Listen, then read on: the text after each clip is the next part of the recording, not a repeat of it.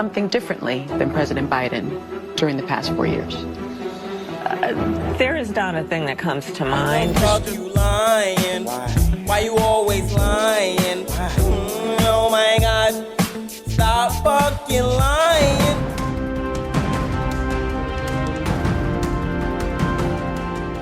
Tarmac, watching you check your watch. The chaotic and deadly U.S. evacuation from Afghanistan stunned Americans and the world and cost the lives of 13 U.S. soldiers. Would you have done something differently? There is not a thing that comes to mind. More than fuck you lying. Why you always lying? Oh my God.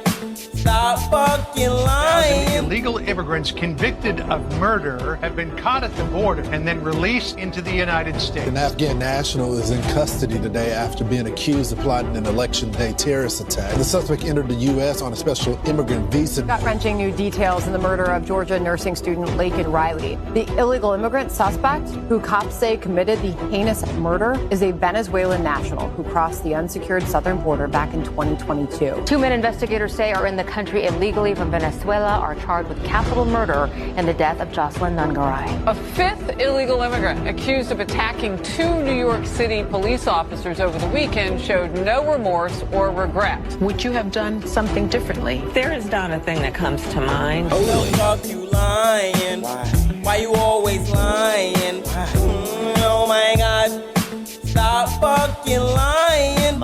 And good evening. And this is what we believe the state of play is. Everything you see in yellow behind me, we believe it's a toss-up. That Iowa poll from Saturday night notwithstanding, we still believe Nevada and Arizona in the Southwest, Georgia, North Carolina in the Southeast, and then all these blue wall states, Wisconsin, Michigan, and Pennsylvania are up for grabs.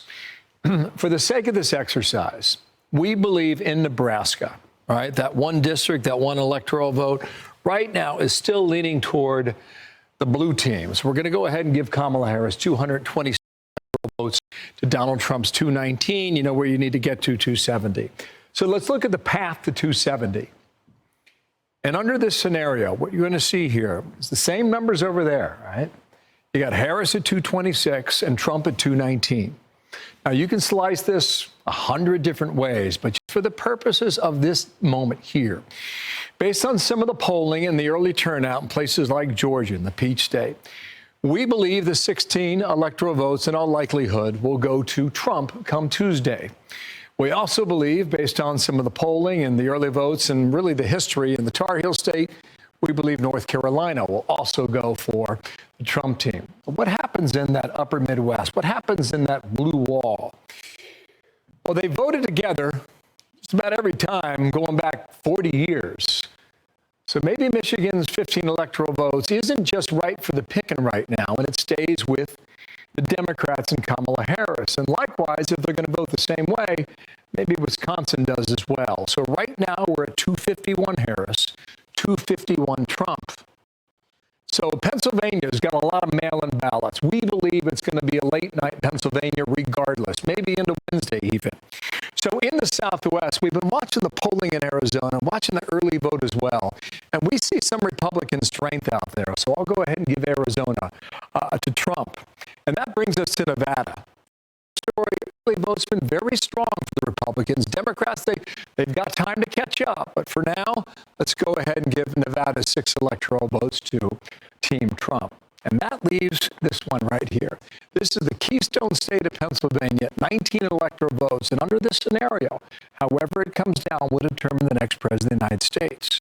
For Kamala Harris, she would effectively run the table perfectly, right? Upper Midwest, Blue Wall, Nebraska Congressional District 2. And maybe it doesn't go that way.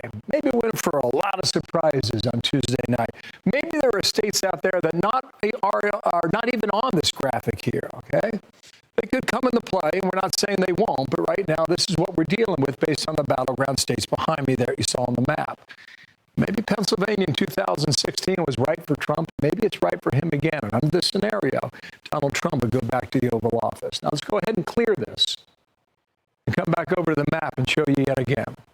This is where we believe, and I'll go ahead and take Nebraska 2 off for the moment, But this is what we believe we'll be looking at. With a high 15% say the economy is in excellent or good condition. US inflation has hit a new 40-year high, increasing by 9.1% over the financial year. The cost of homes have spiked. Home buyers need to earn 80% more than they did in 2020 to afford a house. Were you the last person in the room? Yes. What did he say?